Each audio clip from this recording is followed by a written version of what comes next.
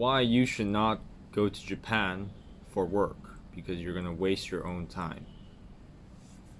Welcome back. It's Mark and Max. Max is my co-host.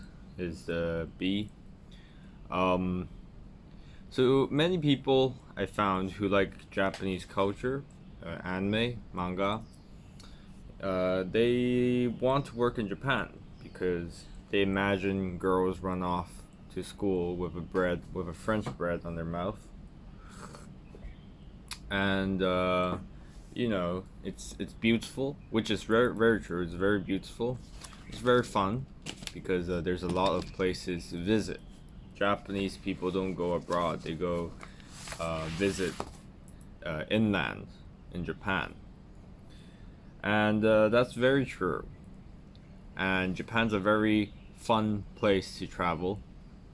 But if you think about it, the reason because it's so fun is because people are working their ass off to serve, to give very good quality services to visitors. And if you switch your stance, if you become the server of the of you know they're gonna ask a very high standard from you.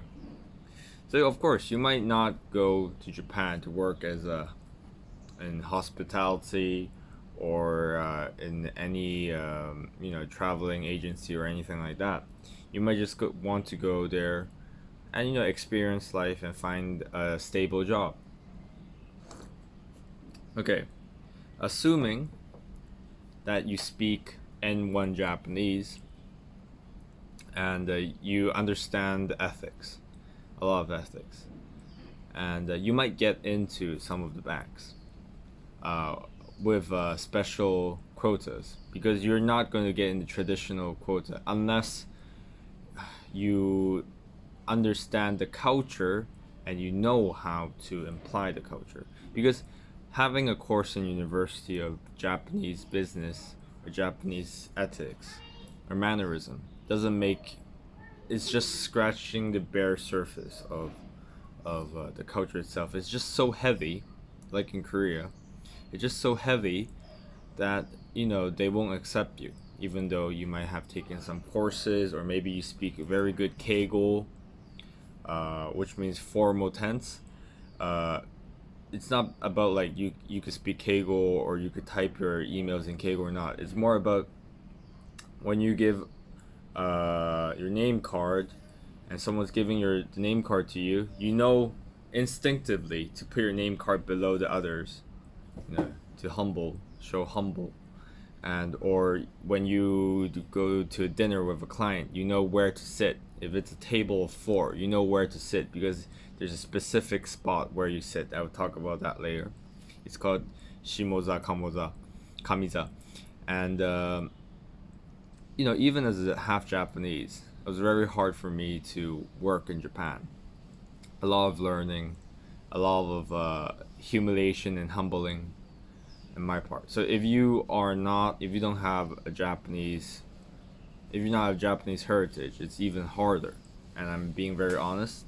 You go to Japan, you're likely going to work as a language tutor. Like how you could these days you do like the Zoom tutor sessions with another person. It's high hourly wage, but it's definitely not what you're looking for because it's not for everyone. For first, it's a good part-time job for everyone, but you're not going to uh, progress. You're not. It's not like there's a lot of.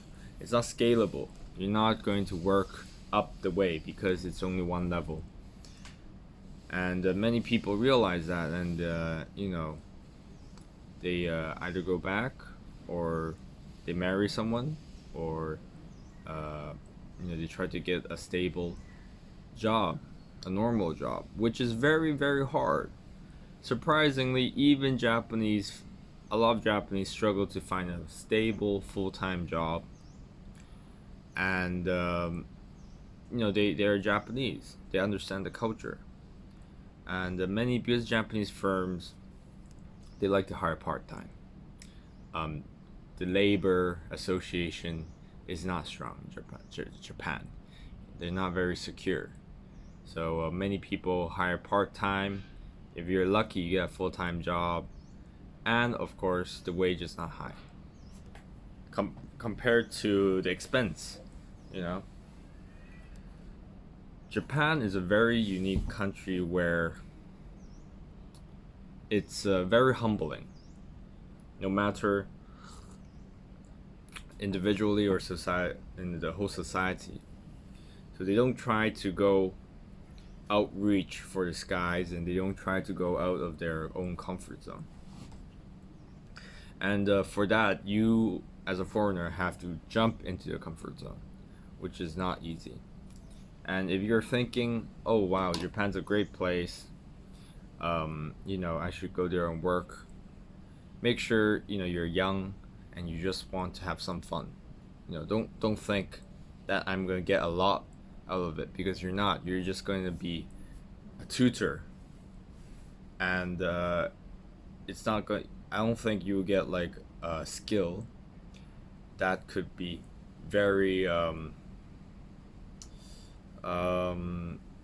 very valuable outside Japan. Of course, I this is some people who could tell me, oh yeah, I learned programming, or I learned other Japanese skill that helped me a lot, and that I'm wrong, because a lot of case, maybe they do, they learn something very valuable, and actually no skill is trash. All the skills, all the experience, you are accumulation of all your experience and your abilities. So it's nothing is trash, but the thing is, you're not 90% of you will likely not find a stable base in Japan, and you're likely going to come back, or you're just going to work a while and have some fun, maybe marry someone.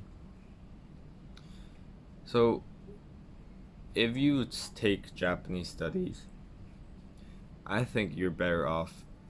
You could come to Japan and learn a bit and have some fun, but it's better off going to a firm within, maybe a Japanese firm in your own country, and to make sure you get to a scalable, you could progress. So what's your take? I've been quite deadly honest, but unlike Japan, there's not much. Most of the firms are not most, but there's a very heavy sector of small medium enterprise. Unlike Korea, that's why Korea is having a problem. But their firms, until recently, were still always doing just within uh, their own market. So they're not trying to reach out to bigger markets. And if you want to go into larger firms that goes to like more global, then why is global so important in the first place? Because you guys speak English, and and your skill set is mostly based on global. If it's just in Japan, if your only client is in Japan, why don't I just hire a Japanese person who understands the client base better, and could generally provide a better customer service. That's why, if you, for places where they have a lot of foreign labor, like Hong Kong, is because it's a finance city, and their customers are all over the place, like all over the world. And Japan, there's a lot of companies that go abroad, but it's not enough. It's relatively very, very small. Maybe it's because there's a lot of SME, which I don't think so, but it's just because it's always hard for Japanese people to leave their comfort zone. And I assure you it will be the same for you if you want to become a Japanese.